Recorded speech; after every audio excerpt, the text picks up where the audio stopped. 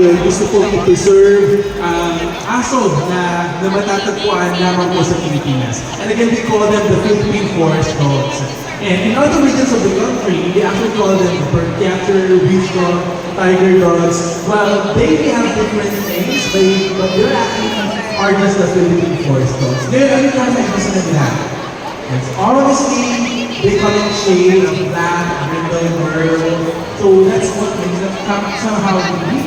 And again, these dogs are unique to the Philippines. They're native here in the Philippines. Alam niyo po mga kabits-kabits, no? May dami ng breeds sir dyan, dami ng mga foreign breeds. Pero katulad po na sinabi ni Sir Dan, all these Filipino breed po sila, Sir Dan, tama po, no? Hindi po sila imported. Kumbaga native po sila sa Pilipinas, tama po? That's right. You know what? Just earlier, nagkaroon ng chance to speak with Bill Devon, and sabi niya, this is his first time to meet dogs like them. So that simply means that these dogs are not found anywhere in the world, but they're just found here in the Philippines. So something that we can truly be proud of. Ayan, Sir Dan, alam nyo kasi medyo nationalistic tayo, no? Daming issue sa mga ibang bansa.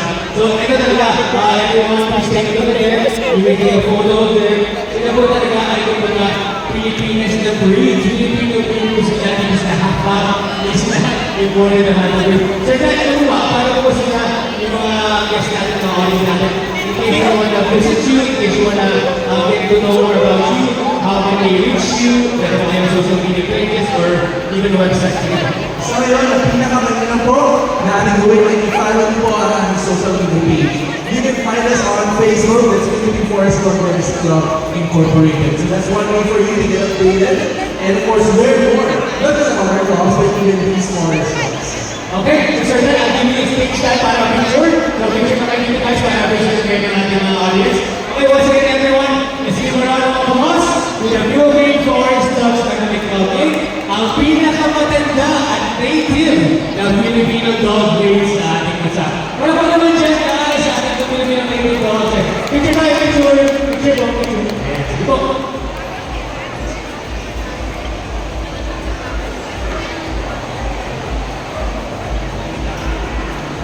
Sige, alis mo yung ating gaming developer kasi ipogi mo, ipogi siya.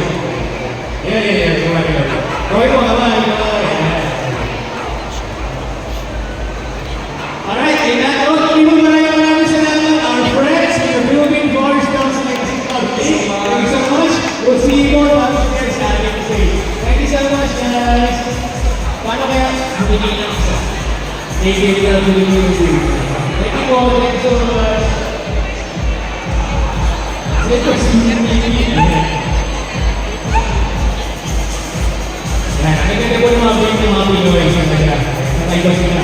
So thank you Sir Dan and company. Philippine Forest Dogs Legacy Club. Oldest Pinoy dog breed, di ba?